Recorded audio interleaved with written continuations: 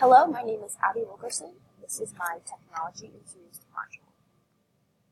Part 1, my perceptions of English language learners and their needs before and after taking this class. Before taking this class, at the beginning of the semester, I was asked, what are the needs of the English language learners in the classroom?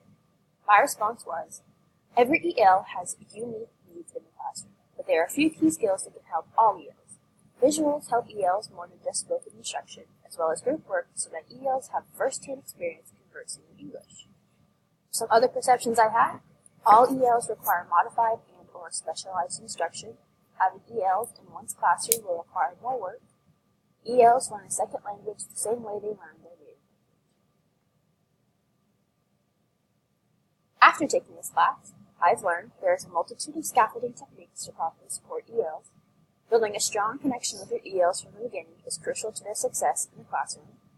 Even if ELs are capable of having a conversation with their classmates on the playground, they may still require assistance to improve their academic language. It's important to communicate with the parents of ELs in their native language. Part 2. 5 misconceptions about working with English language learners and/or learning a second language. Misconception number 1. Using a student's native language, L1, in the classroom will negatively interfere with the acquisition of the second language, L2. This is false. Knowledge from L1 transfers to L2. Literacy in a student's native language can positively affect academic and language learning in L2.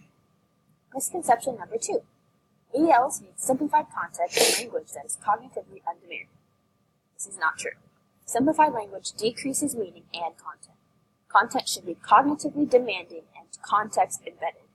Challenging content should be presented using visuals, concrete objects, and linguistic modification. Misconception number 3. If ELs are able to communicate in English, then they are capable of succeeding academically and should be transferred to an all-English classroom. This is not true. Even if a student is able to communicate effectively using basic interpersonal communicative skills, they can still lack in cognitive academic language proficiency. Misconception number 4. All ELs learn at the same pace, therefore they will all be ready to transfer to an all-English classroom at the same time.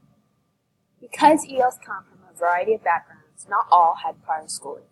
It's our job as teachers to get to know our students and find out what they need to succeed in the classroom.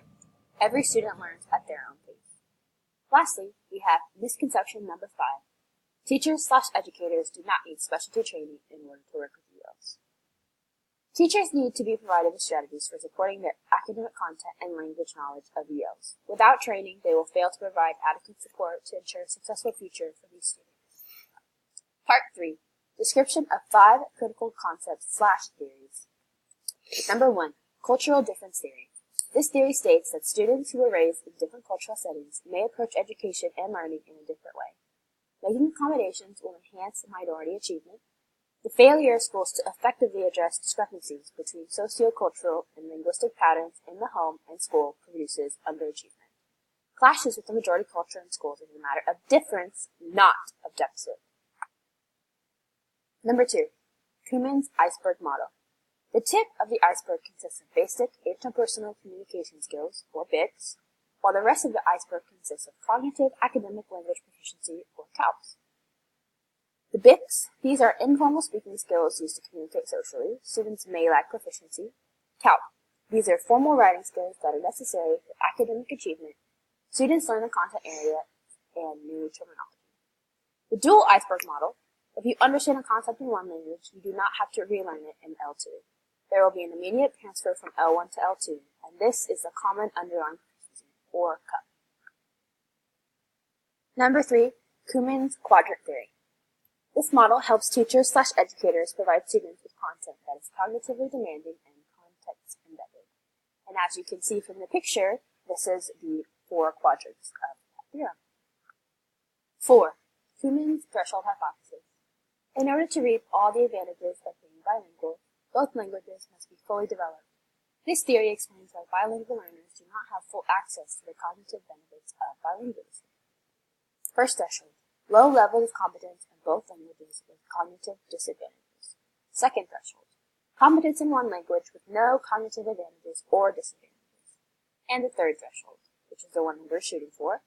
Competence in both languages with cognitive advantages. Finally, number 5, the balloon theory. Bilingual people have 2 balloons in their heads, and each represents a separate language. As the acquisition of the second language, or L2, progresses, the first language, L1, balloon decreases in size. This theory is false. This theory states that the 2 languages are completely separate and operate independently from one another with no transfer. This is called separate underlying proficiency, or SUP. Part 4. 10 takeaways from the course in the form of do's and don'ts. 5 do's. Get to know your students. Make sure parents/guardians are involved in the learning process. Provide students with material in their L1. Model expectations clearly and be specific. And be aware of learning strategies and scaffolding techniques that can support your EL. 5 don'ts. Stereotype.